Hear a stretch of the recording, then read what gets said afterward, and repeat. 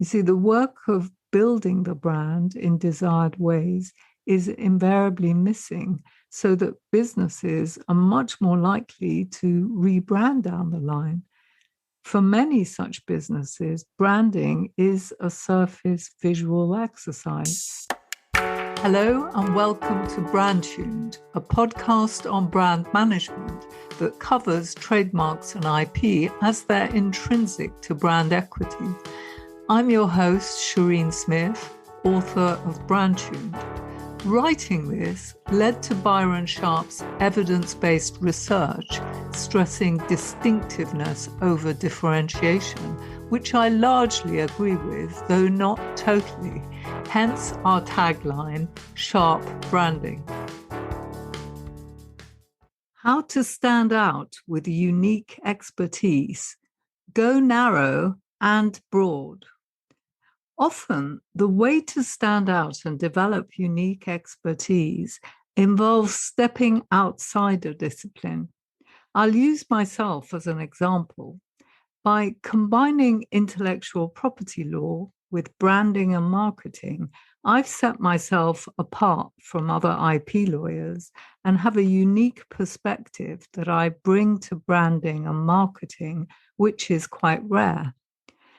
To solidify my understanding of branding and marketing, I recently wrote a book, Brand Tuned, and have just embarked on a training course in brand management.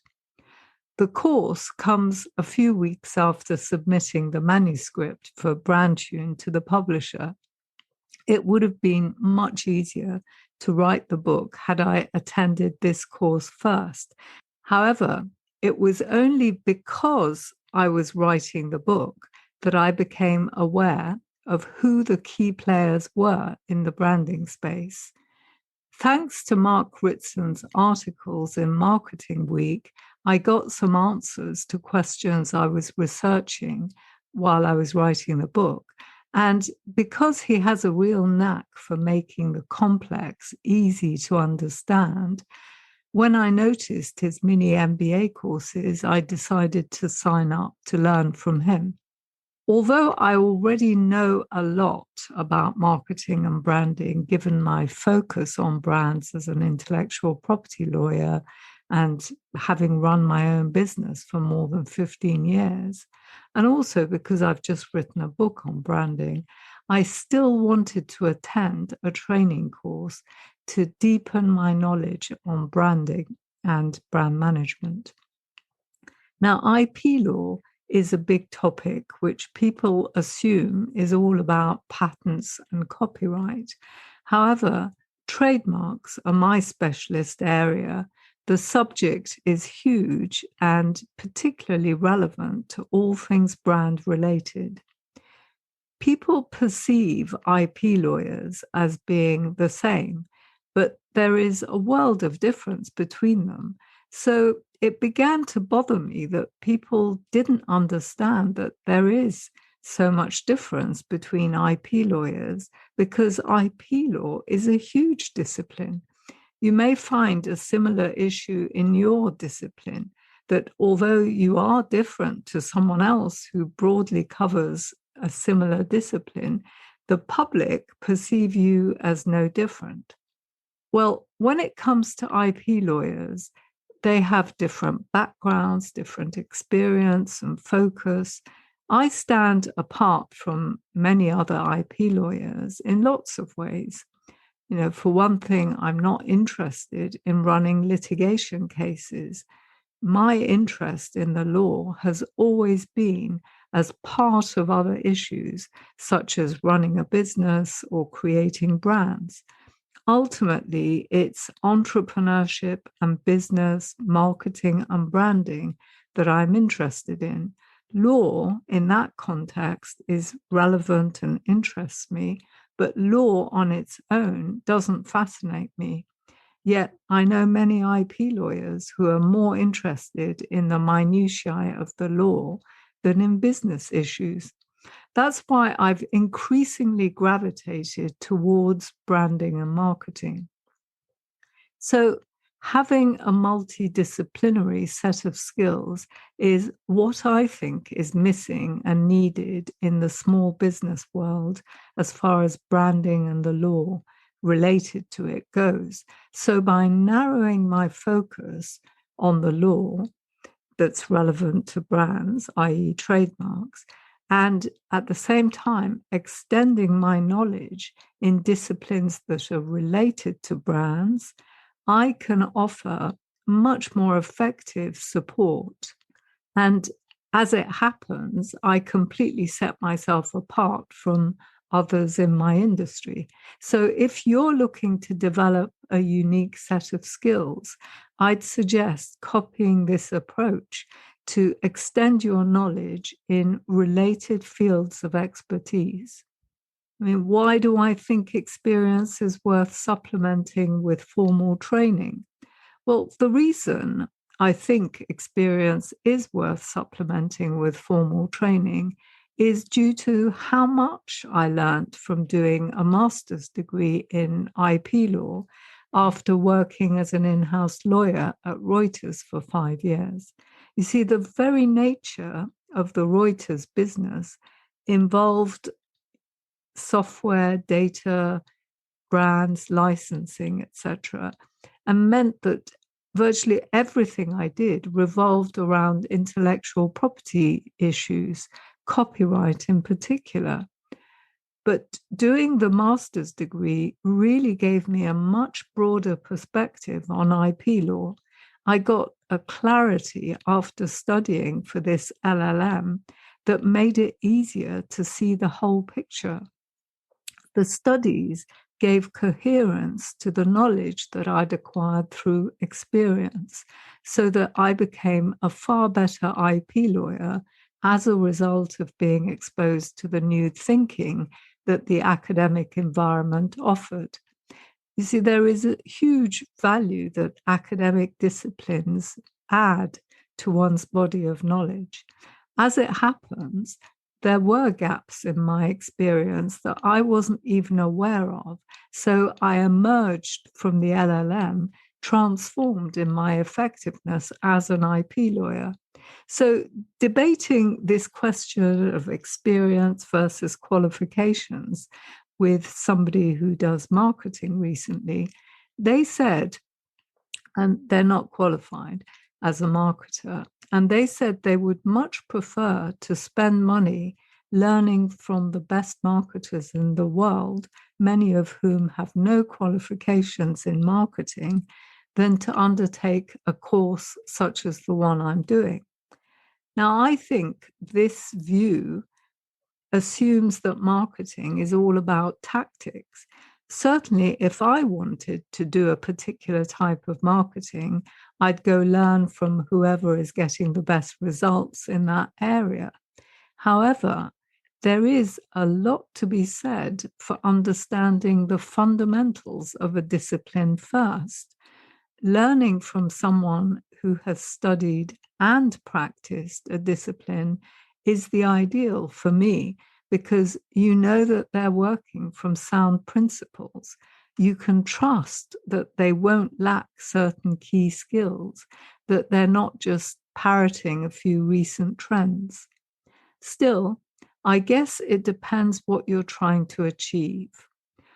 Whether you believe in learning through private study or by attending a formal training program, there is a lot we can glean about how to pick up the knowledge we need from Elon Musk.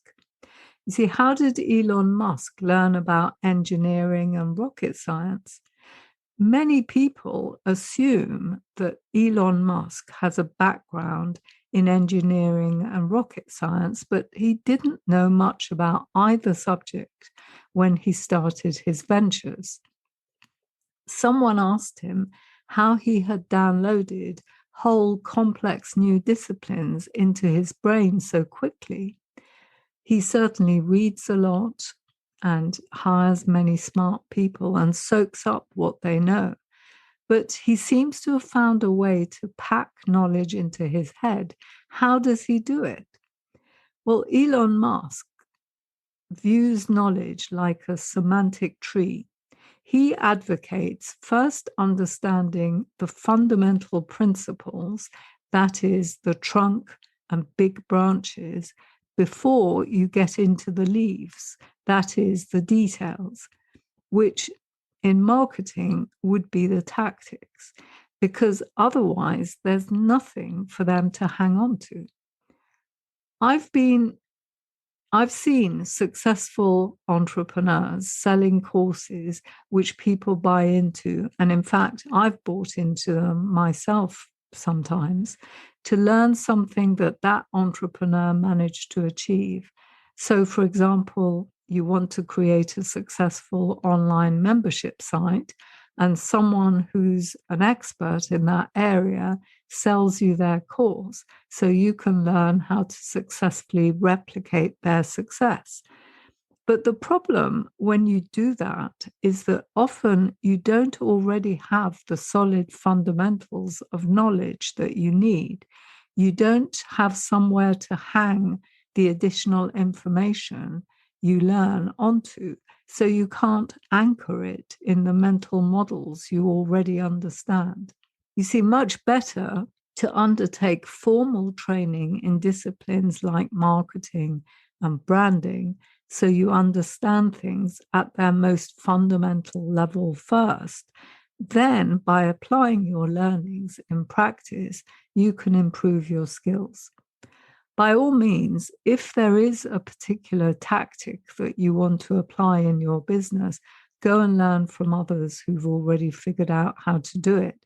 But anyone who believes that learning a set of tactics is a good substitute for learning marketing is misguided, in my view. I put a high value on formal learning, and I hope to support businesses to be more effective with their brand building by ensuring that I get formal training in brand management, as well as relying on my own experience. So, why it's a problem that there are so many unqualified people in marketing? The reason I think it's a problem is that there are all these unqualified people in marketing, and this increases the danger of bad advice being given to businesses. I believe the single biggest reason SMEs fail is due to receiving bad advice. The danger is that they use someone who doesn't know core stuff, who is unqualified and unproven. That can do a lot of harm. Finding trusted suppliers in any field is difficult. Qualifications in themselves are not enough, but they do provide some sort of objective criteria by which to assess potential suppliers. You can look at their experience too and decide if they've got the skills you need. Training isn't just about qualifications, though. It's about a lifelong investment in learning and improving. In other words, having a commitment to continuous learning. In terms of the course I'm doing, as it's focused on big businesses and brands with millions to spend on their brand building, I'm wondering how to apply what I'm learning to the small business world, where budgets are much smaller and the need for results and immediate sales is far greater. Nevertheless, if you are a small business looking to grow into a bigger business and brand, then you need to make sure you're doing the right things to manage your brand so it grows and becomes associated in consumers' minds in the ways you would like to be perceived. So, what does brand management actually mean? Why does it matter in practice? Well, Mark Ritson suggests thinking of the brand as the clay and brand management as the sculptor. On this basis, brand management is about taking active steps to shape the brand to acquire the desired associations and brand image. This needs to be done on an ongoing and regular basis if you want to build brand equity. Brand equity means awareness that you exist as a brand, plus all the mental associations that consumers hold in their heads about your brand. Managing a brand involves diagnosing your brand's issues annually, setting a strategy, and then implementing that strategy using appropriate tactics. That is how you build a brand in line with your desired attributes while being very customer focused. Every business needs to actively manage their brand by, among other things, planning for the year ahead before the next financial year. They should measure their brand's awareness and decide how effective their strategy over the previous year has been. Learn from any mistakes or failures, and after diagnosing the scenario your brand faces, set your strategy for the following financial year, and so on. It's only by actively managing the brand and putting appropriate budgets into building brand awareness that the brand becomes known and strengthens over time. This strategic approach to building the brand is largely missing in the small business market, where any thinking that goes into brand strategy tends to be limited to brand design creation. You see, the work of building the brand in desired ways is invariably missing, so that businesses are much more likely to rebrand down the line. For many such businesses, branding is a surface visual exercise. The amount of rebranding that goes on among SMEs is beyond belief and is so damaging to businesses if they only realized it. I now know how undesirable it is to make changes to your branding just because you're bored with how your brand looks.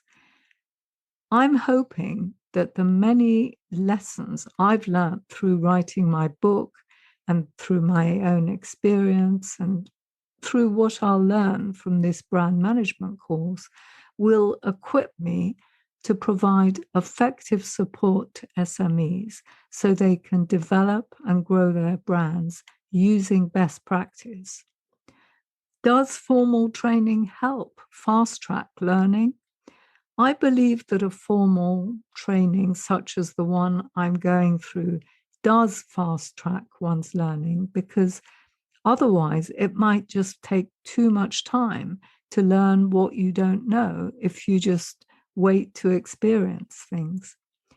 I want to offer a quality brand management service to clients. Knowing how much bad advice there is out there makes me determined to support businesses who have ambitions to grow into enduring brands so they don't get derailed through bad advice.